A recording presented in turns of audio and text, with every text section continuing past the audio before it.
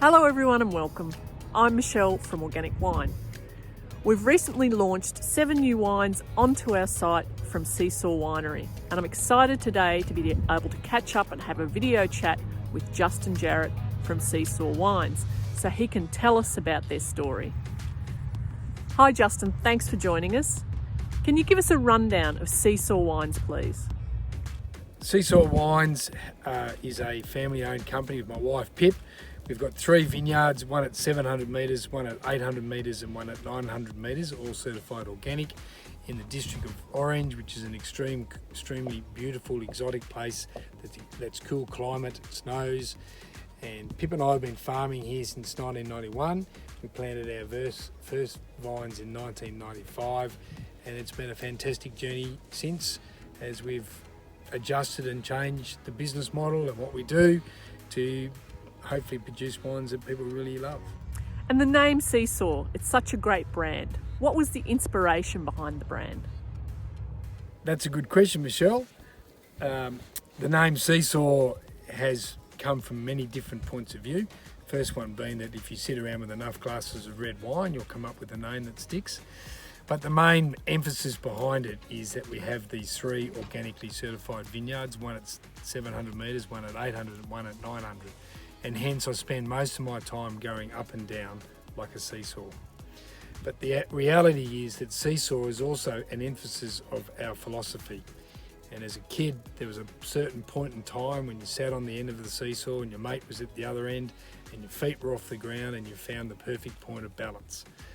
And that's what we all strive to. But in life, your mate jumped off, you got flung up in the air, you ended up in hospital with a broken arm, because that's life. So Seesaw is all about us trying to achieve balance in our organic vineyards.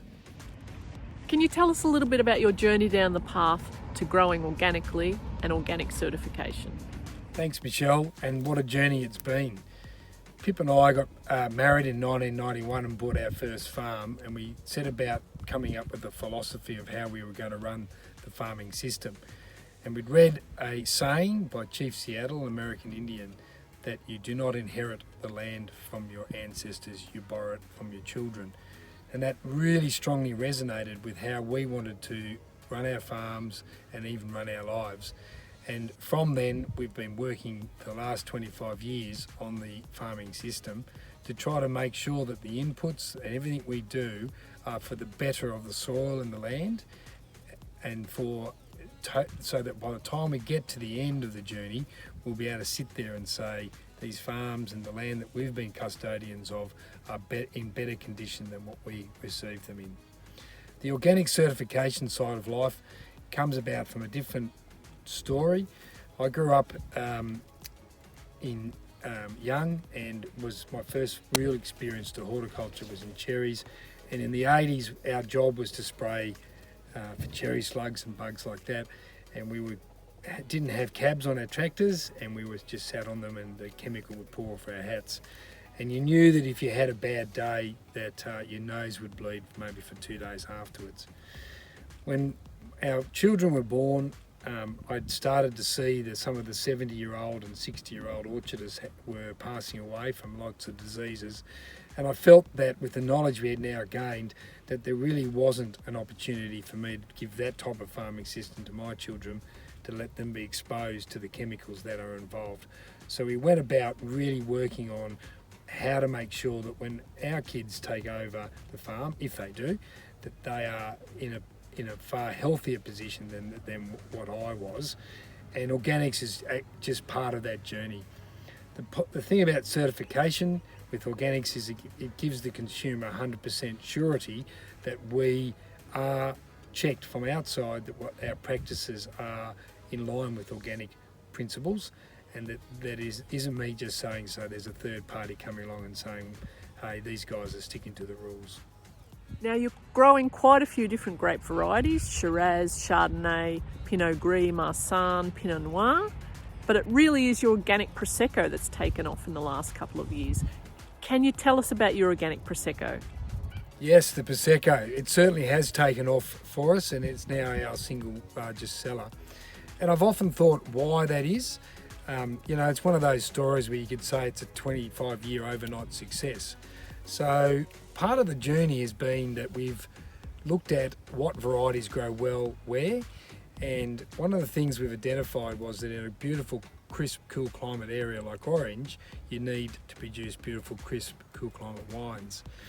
One time when I was overseas on a export trip, I did notice the amount of Prosecco that in the UK that was being consumed, and it brought me back to a memory of when I was backpacking through Italy, and particularly in the northern part of Italy, and how similar some of that country is to Orange. So I came home, I said to Pip, I think Prosecco's the go. We looked it up, we read all about it, we sat down and we tasted wines and bottles, and we straight away identified that if you're in a cool climate area, you get that lovely natural acid and you get that lovely fruit flavours, while if you try to grow it in a hot area, it doesn't work so well. So we've gone ahead and planted it, and in 2016 launched our first Prosecco, which went on to win a trophy at the Australian Sparkling Wine Show. We've then taken that Prosecco block to be fully certified organic, and we do believe it is the only certified organic Prosecco in Australia. And on top of that, we make it in a reasonably dry style, so it's real fruit driven, dry style, but lovely natural acids that allow you on a cold day or a hot day to open a glass and just cleanse your palate, and gives you that quite a nice zip and a lift, so you think, wow, that is something really enjoyable. Now, we've certainly seen a growing interest amongst consumers about organic wines. Is this your experience too, and why do you think that's happening now? Yes, Michelle, we've definitely seen an increase in interest about organic production and organic wines. I think that's coming about from the people's desire to know where their food and wine comes from, and also how we grow them and how we make them. Social media, TV, etc., have all brought awareness that we should be all, as a consumer, more conscious about our spend and what we buy, and therefore people look at it and say, right, I really would like to know how it's made and how it's grown.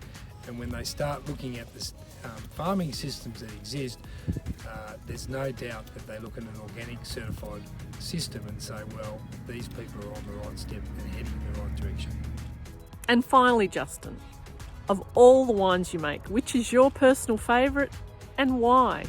Oh, Michelle, I often get asked that question, but it's a bit like being asked which is your favourite child. And, you know, if the middle one's standing next to you, you've got to say the middle one. If it's the eldest one, the eldest one. But the reality of it is that I live in Orange, which fortunately has 4 seasons. And fortunately, Seesaw grows wines that fit into all these seasons. So today, beginning of winter, when it's not too cold yet, it's only 10 or 12 degrees, I love my Pinot Noir. By the middle of winter, I'm looking for that bigger, bolder Shiraz that we grow. As we come into spring, Pinot Gris and Chardonnay are brilliant. And then in the heat of summer, you can't beat Prosecco or a Rosé. So I don't really have a favourite wine. I have a favourite wine for each season, which is what Orange does so well. Thanks for your time, Justin. Don't forget to check out Seesaw Wines at organicwine.com.au. Bye for now.